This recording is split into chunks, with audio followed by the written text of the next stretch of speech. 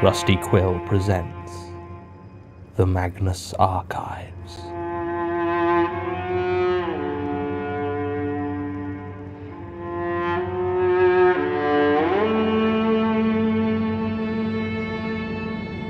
Episode 70, Book of the Dead.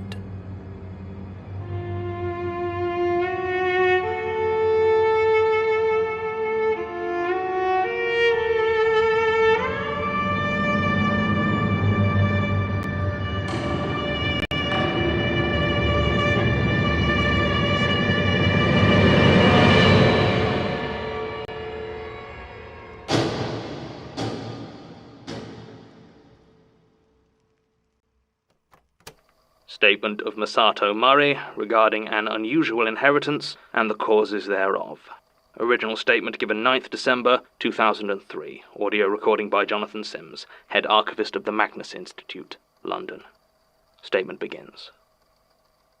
I did wonder why he left me anything in the first place. Philip Doer and I always kind of hated each other. You know those friends you have who aren't really your friends, but you go to the same parties and it's not enough of a thing that you'd actually avoid each other, so everyone just assumes you're friends and you kind of absorb that and even start picturing them when you think about your friends as a group. But deep down you both know you don't actually like each other, it's just that it's actually more effort to not be friends. Well, Phil was one of those. He was fine if you were discussing a movie and he was picking apart the dialogue or the casting choices, but whenever he started drinking, he got political. And let's just say he was the sort of guy who thought that minimum wage was a bad idea. I don't have particularly strong opinions myself, but it really wasn't a rant you want to hear when you're 4 beers in, especially when you've heard it plenty already. It was like, yeah, Phil, we know you got where you are through sheer hard work and determination, and the fact your parents gave you their second house as a 21st birthday present didn't help at all. Asshole. Not that I want to speak ill of the dead. Anyway, as far as I knew, my distaste for him was always mutual, so it came as a real surprise to learn he'd left me something in his will. I'd love to make some flippant remark and say the only gift I needed was him falling under that train. But, truth be told, his death actually hit me pretty hard. All of us felt it. I mean, 37 years old. It's an odd time to go. It's not really in the realms of tragic loss of a young life so full of potential, but it's still a long way from, I guess it was his time. It just hit all of us that we were entering the period of our lives where sometimes people die. Life was no longer a given, and it wouldn't actually be as long as all that before funerals were starting to outnumber the weddings. This was back in February, and I'd just turned 34, but it played on my mind. Mortality. I just kept thinking to myself, the moment I die will feel just the same as this one. It's not a thing forever in the future. I will be in that present, just as surely as I am in this one. And I will end. I've never been a religious man, and I always say I take comfort in the idea of a peaceful oblivion, but that's a lie. I'm terrified. The inheritance I received from Phil didn't exactly do anything to calm my mind. It was listed in the inventory as his journal, but looking at it, that didn't seem right at all. It was clearly older than 37 years, with the black bookcloth faded and worn away at the corners. For a second, I wondered if maybe it was some sort of family journal passed down between generations, but then leaving it to me made even less sense. I still took it. I mean, what else are you going to do in a situation like that? It was larger than it had looked lying on the table and heavier, like one of those old family Bibles you sometimes see in museums. I did have the decency to wait until the end of proceedings before I carried it home and started to look on the internet to try and see how much it might be worth.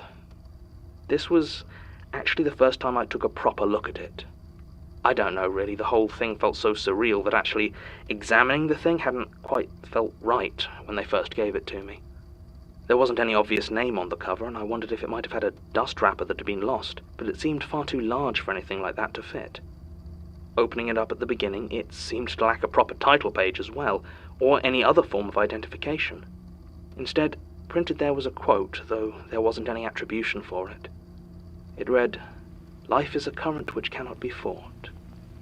It is a march with one destination. You cannot cease your step, nor move your course to one that skirts the journey's termination."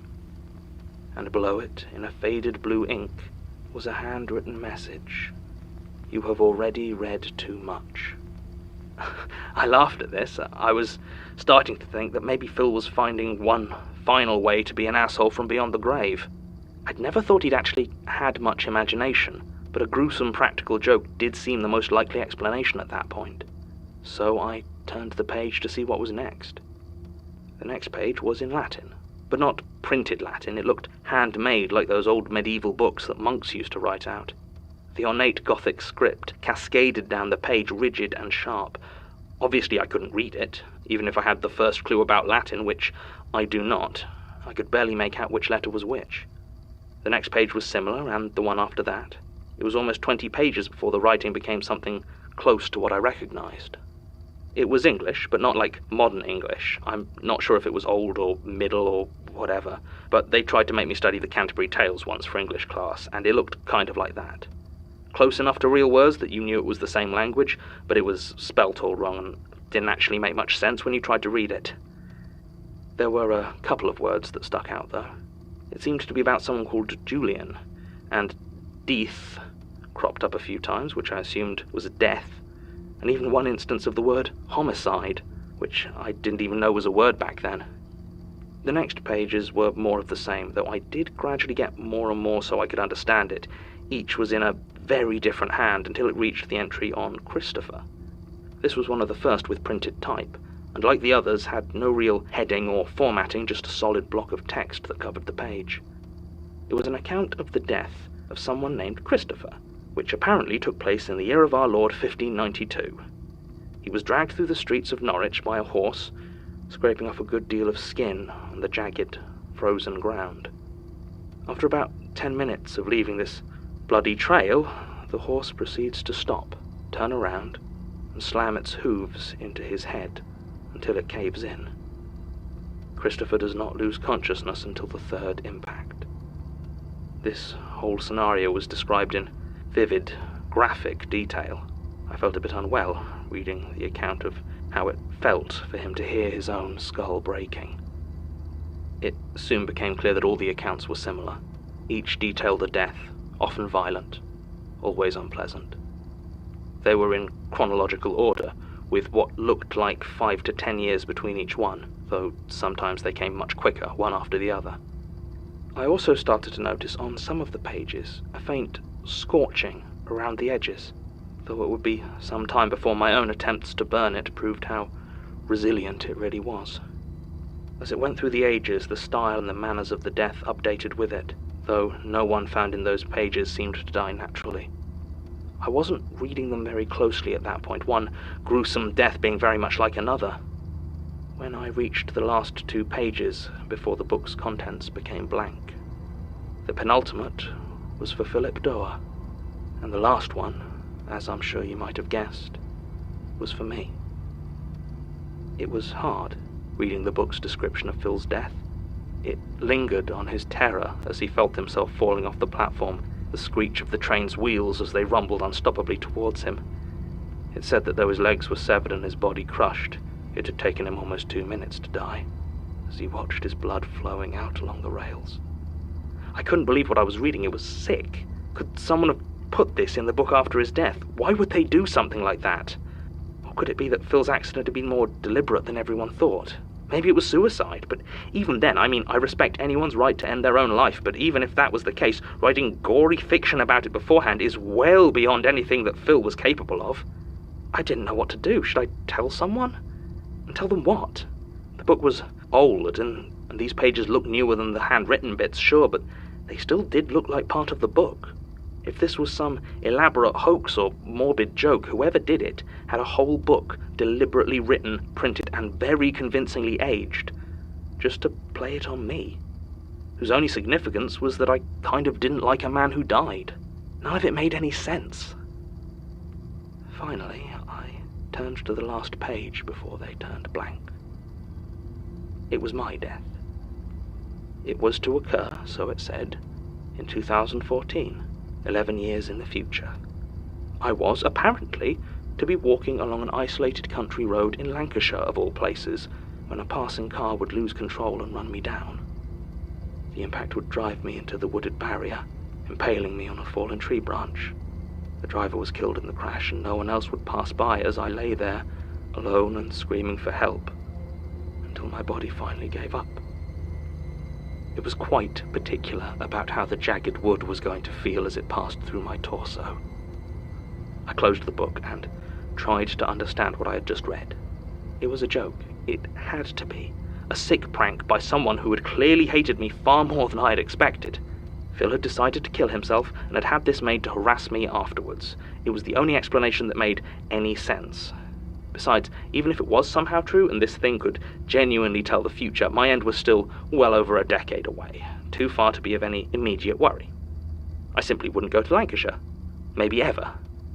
Certainly not in 2014. I had no idea what would even cause me to go there in the first place, so I did my best to ignore it. For a while. It played on my mind, though. I mean, how could it not? So I started to look into some of the other deaths it detailed. Not obsessively, at least not at that point, but I took the time to search online for a few of the names and how they died. It wasn't easy, as the book only ever gave first names, and most of them predated online records by a long way. Eventually, though, I found one. Alexander, so the book claimed, had died in 1983, after his home was broken into. He was stabbed 7 times in his bed before his throat was sliced open. The entry went so far as to assure me that the murderer was never identified or caught. Well, after a little bit of digging, I found him. Alexander Willard. There was an article on the history of the small town of Ulster, near Stratford-upon-Avon. It was focused on the darker aspects of the area's history, and detailed the few ghosts that supposedly haunted the area. Tucked at the end of the piece was the mention of a strange, unsolved murder that had taken place in 1983, where a local mechanic named Alexander Willard had been killed in his bed. No culprit was ever found, and no motive for the crime was ever determined. Of course, that didn't prove anything, not really, only that whoever had written the book had really done their research. There was nothing to it but a lot of time and energy that had, for some reason, gone towards the sole purpose of scaring me. If it was true, if it was real, and Phil had it in his possession, surely he could have read of his own demise and taken steps to avoid it. I turned back to the page for my own death. The sickening desire to reread the details gnawed at me. And that was when everything I thought I knew crumbled. Because the page had changed. The words were as solid and unmoving as they always had been, but now it told me that I died in London, in 2012. I was apparently renting a flat in Bethnal Green with a faulty gas main. The gas had built up undetected, and when I tried to light the oven to cook a piece of salmon, it exploded and set the whole place alight. I was to be admitted to the Royal London Hospital Emergency Department with third-degree burns over 70% of my body, where I died 19 hours later. My whole body was shaking at this point. I threw the book across the room and left. I walked for hours, no idea in which direction. It wasn't possible. I was losing it. It was the only explanation. But I knew that I was as sane as I ever had been. When did it change? Was it when I turned back to read it again? Or perhaps when I had made the decision to never visit Lancashire? If the book knew the future, then how much did it know me? My decisions and choices were my own, so was it responding to them, or simply to the fact that I opened the book again? Perhaps it changed every time I opened it, even if I didn't read the page. Every interaction changing my fate, though none, it seemed, made it less horrible.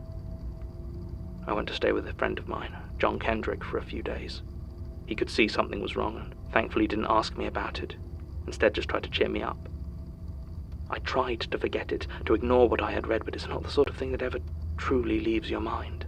And eventually I found myself back in that lonely house, staring at that damned book. Had it changed?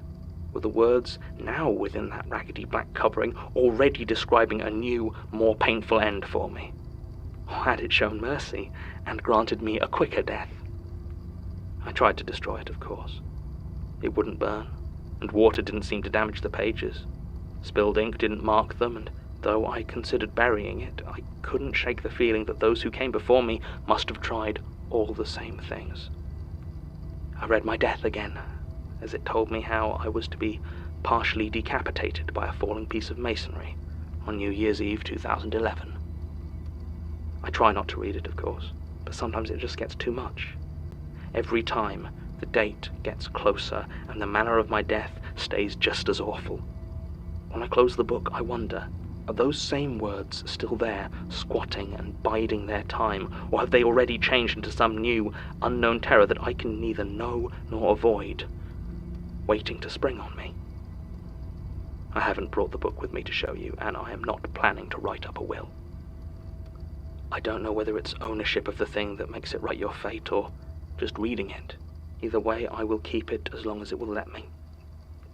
Until I reach an end that may be more gruesome, but is fundamentally no different than that which awaits us all. Statement ends. Mr. Murray disappeared shortly after making this statement. As far as we can determine, it was a voluntary disappearance, as the lease on his flat was cancelled shortly beforehand, and he resigned from his post as an administrator with Birmingham City Council. Since then, he has apparently been successful in changing or hiding his identity, and neither Sasha nor Tim have had any luck locating him, though Tim was able to confirm that one Philip Doer passed away after falling under a train at Birmingham New Street Station on the 1st of August 2003. There are also no accident reports we were able to find that matched any of his supposed predicted deaths. I've discouraged further attempts to locate Mr. Murray, as even the latest of his possible ends was some years ago now, and if he was in any way correct about the book, he is most likely long dead. Notable in his account, however, is the absence of any indication that this book was ever possessed by Jürgen Leitner. It seems to support the theory that whatever these books are, Leitner is not entirely responsible for them. One other slightly encouraging piece of news is apparently IT have finally figured out what's wrong with Sasha's computer. It's been getting authentication errors when trying to connect with external devices or networks. I can't say I'm fully familiar with exactly what that means, but hopefully now the problem has been isolated, they can come up with some sort of workaround, and future investigations will be able to once again fully utilize her technical skills. End recording. Supplemental. Books. Again and again, it always seems to come back to those books. There are other artifacts that hold sinister power, certainly, but none of them seem to be quite so prevalent or insidious as those damn books. But why? I had always assumed that Leitner had created them somehow, leasing part of his own damned soul to give them power or some similar nonsense. But no, I've heard enough now to be sure that these books existed long before he managed to hunt them down. Not all of them, though, it would seem. I found something in the tunnels. I have now thoroughly explored the upper level, at least as far as I'm able. Further in, some of the passageways are blocked off or ruined by infrastructure works, pipes and drainage, that sort of thing. It may be that the lower levels would have a route underneath and back up the other side, though I've yet to make much headway down there. But shortly after I started exploring the second level, I found something. It was a room, empty except for 3 wooden chairs. It looked like there had previously been more, but they had been smashed. Based on the scorch marks in the corner, I think I know what they were used for. The ashes were old, impossible to tell what they might have been before they were burned, except for the small scraps of old paper dotted about the floor. I think someone tore up a book, and then burned it. There was only one scrap large enough to decipher anything legible. They have for adversaries the Zatariel, or concealers, the demons of absurdity, of intellectual inertia, and of mystery. That answers the question of what happened to the copy of the Key of Solomon that Gertrude bought. But if she only bought it to destroy it, why down there? There seemed to be no especial significance to the room, except that it contained some old wooden furniture. No sign of the other Leitners, though. I'll need to keep looking. End supplemental.